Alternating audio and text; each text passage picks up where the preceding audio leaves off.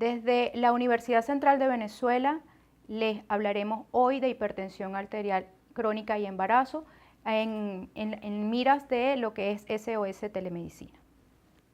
La hipertensión arterial crónica complica del 0.9 al 1.5% de toda nuestra población embarazada. La última publicación de la ACO 2019 nos dice que hubo un aumento del 67% de esta patología en la última década y que el 87% corresponde a la población afroamericana. De este contexto de la hipertensión es importante enfocarse hacia la identificación de los factores de riesgo, así como el establecimiento si hay una hipertensión secundaria o es una hipertensión esencial.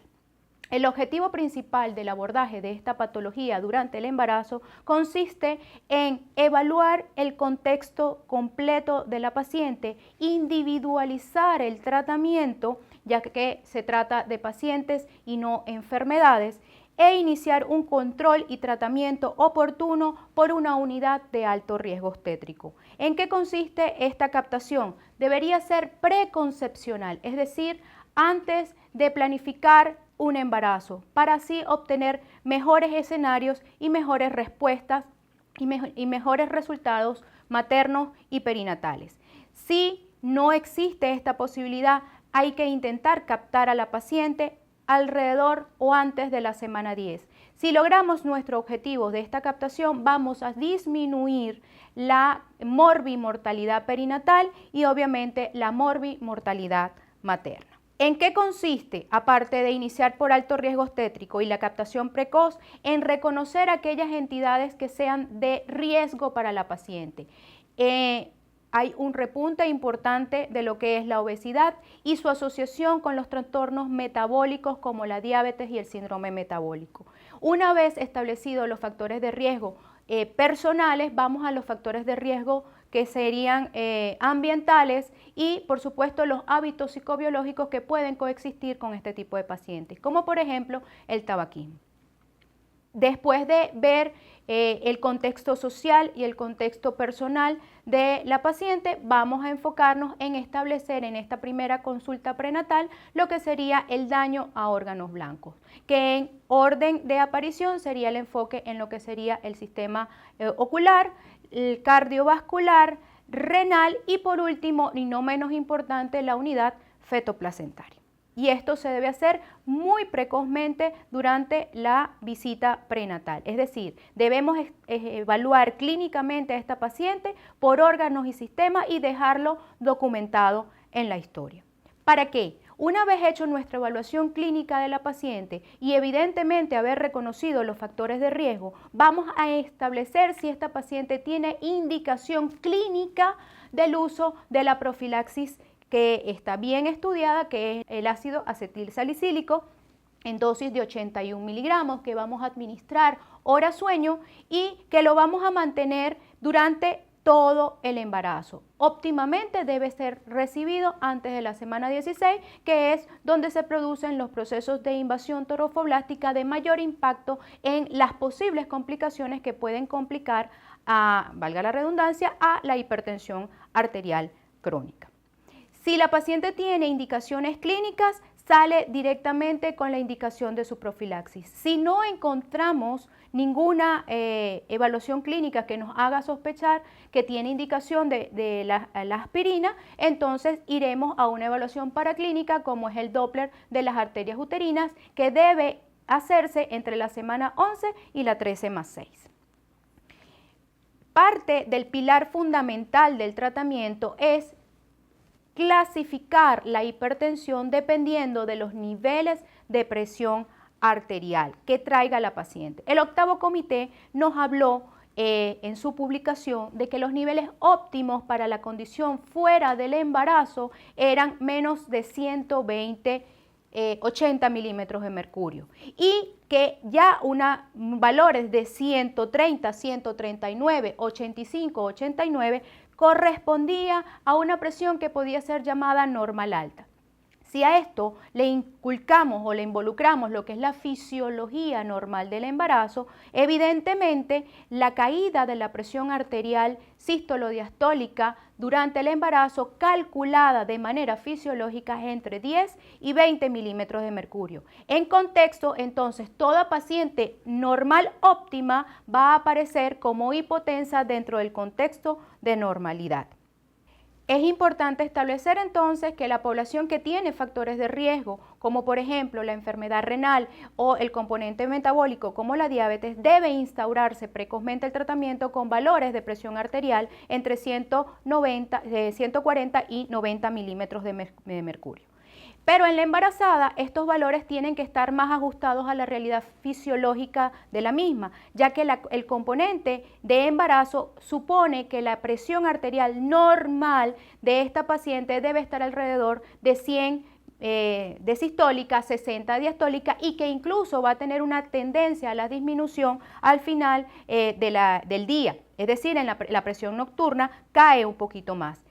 El comportamiento de la presión arterial fisiológica, independientemente de que tenga o no tenga la patología de base como hipertensión arterial crónica, es a disminuir durante el primero y segundo trimestre con un nadir entre la semana 22 y la 26 para posteriormente ir incrementándose hasta unos 10 milímetros de mercurio por encima de la presión basal que manejaba esa paciente en el tercer trimestre. Otro punto importante a evaluar es el fondo de ojo. Podemos tener en la hipertensión arterial crónica ya daño establecido a este órgano, como son los conocidos hilos de cobre, hilos de plata y exudados duros y blandos. Sin embargo, durante el embarazo puede aparecer un signo particular descrito por el profesor Musi Mendoza en uno de sus artículos y que está asociado evidentemente a un compromiso mayor y en la aparición específicamente de la preeclampsia. Es decir, este signo va a aparecer después de la semana 20 en pacientes con o sin retinopatía de base y se conoce con el signo de Firnetti, que es el resplandor húmedo de la retina que aparece con tensiones arteriales alrededor de 140, 100 milímetros de mercurio y que no es más que una edema macular o en algún territorio de la retina que sobresale a la vista durante la evaluación. Con o sin, como lo dije antes, alteraciones con los cruces venosos y los exudados, y que es característico de preeclampsia. Entonces este signo no debemos descartarlo ya que es de fácil acceso en cualquier consulta prenatal y que necesitamos solamente la parte del entrenamiento y el seguimiento de la paciente. Otro punto a tomar en cuenta durante la evaluación prenatal desde la primera consulta es evaluar los signos clínicos y paraclínicos de daño a órgano blanco, específicamente en lo que es el área cardíaca. Uno de los métodos para el abordaje es el uso del electrocardiograma, en donde vamos inicialmente a ver cuál es la fisiología del corazón particular de esa paciente. Recordar que existen cambios propios del embarazo en lo que es la electrofisiología, como puede ser incluso la inversión de la onda T en cualquiera de las derivaciones precordiales, por ejemplo, pero lo que sí va a ser evidentemente patológico, aparte de la clínica, es la presencia de signos de hipertrofia ventricular que nos habla de la cronicidad de la hipertensión arterial crónica.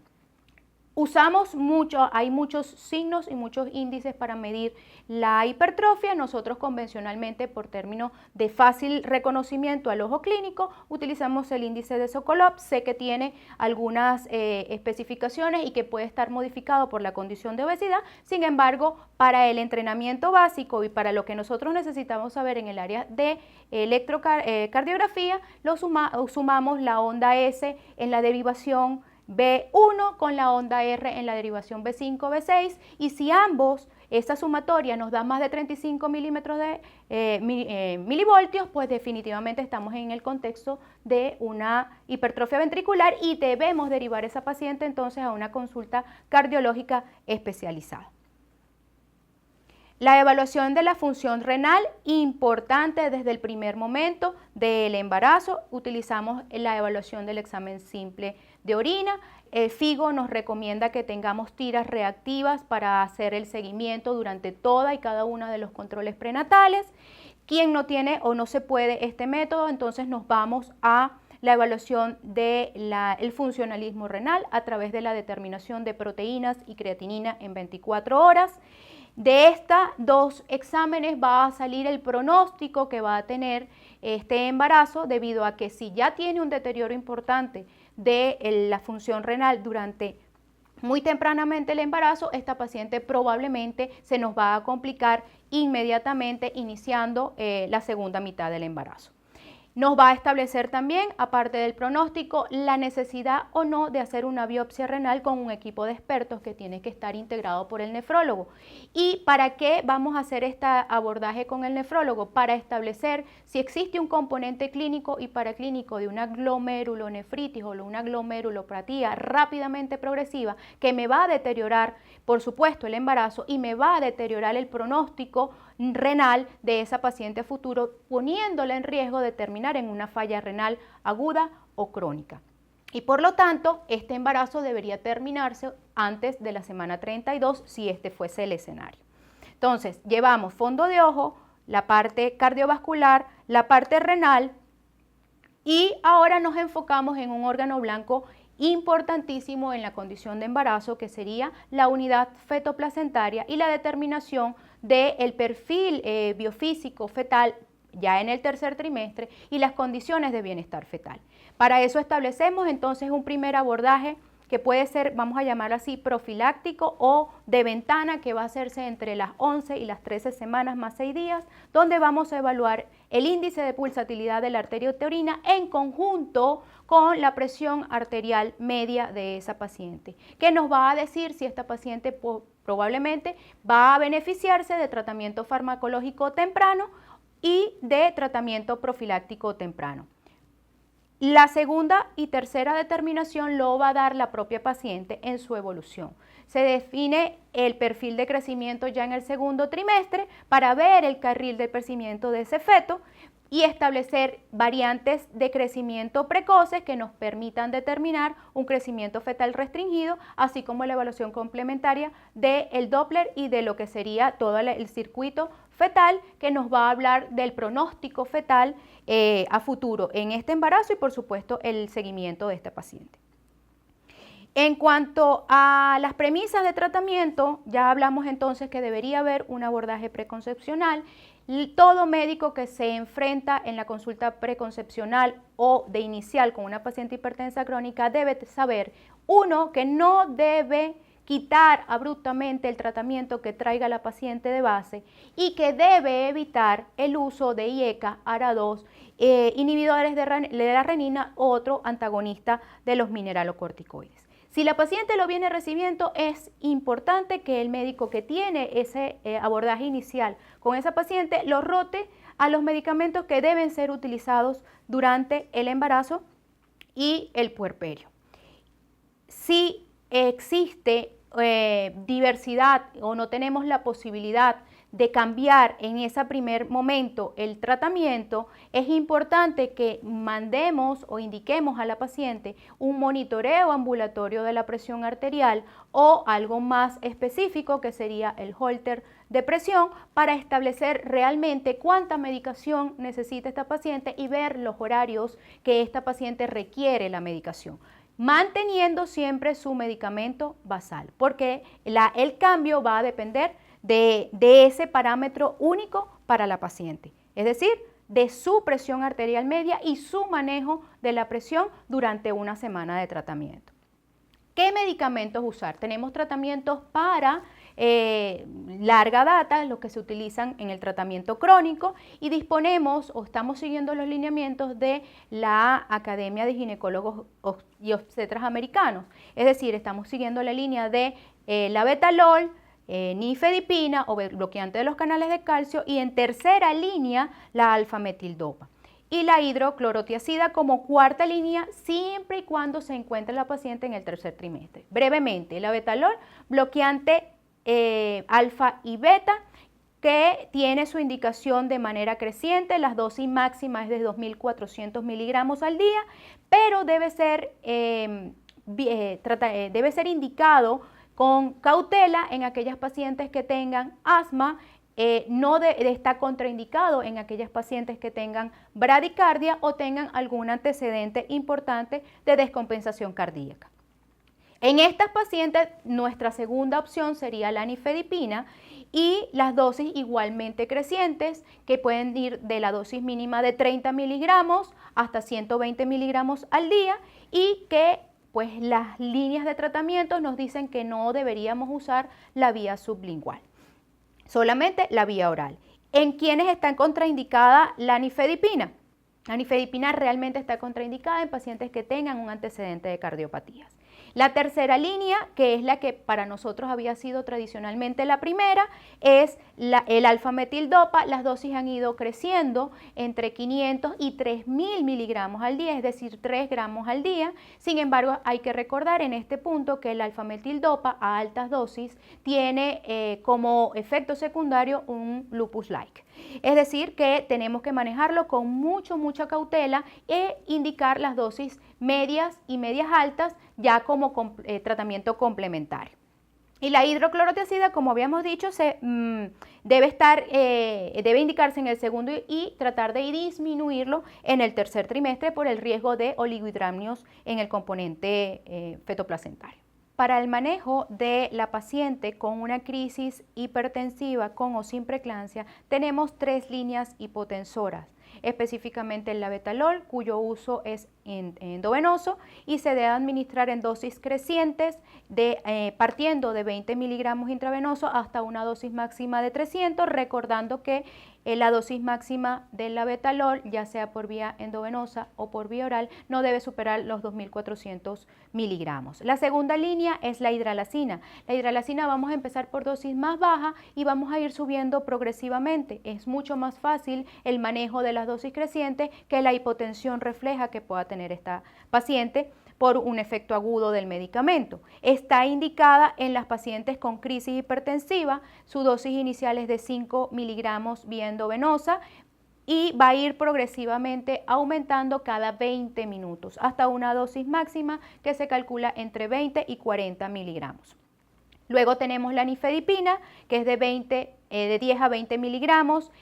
Acá lo colocan de vía oral, sin embargo hemos utilizado con algunos ajustes la vía sublingual para las crisis, no excediendo la dosis máxima de 40 miligramos al día.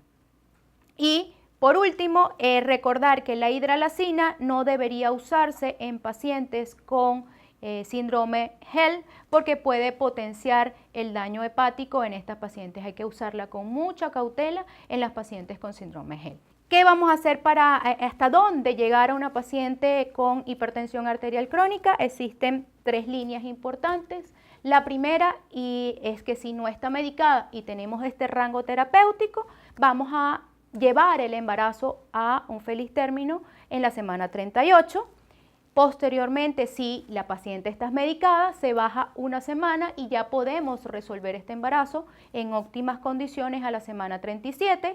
Pero si la paciente tiene una preeclampsia sobreagregada, evidentemente que es la manifestación de un daño a un órgano blanco antes descrito, entonces esta paciente, pues nuestra línea tope de edad gestacional llega a la semana 34, previa indicación de los inductores de madurez pulmonar. ¿Quién nos va a dar la pauta del tratamiento? Nos va a dar la pauta del tratamiento si hay un órgano blanco, un solo órgano blanco comprometido, es indicación de manejo como una preeclampsia sobreagregada y interrupción oportuna del embarazo dependiendo del contexto y el escenario clínico y la institución en donde esté la paciente.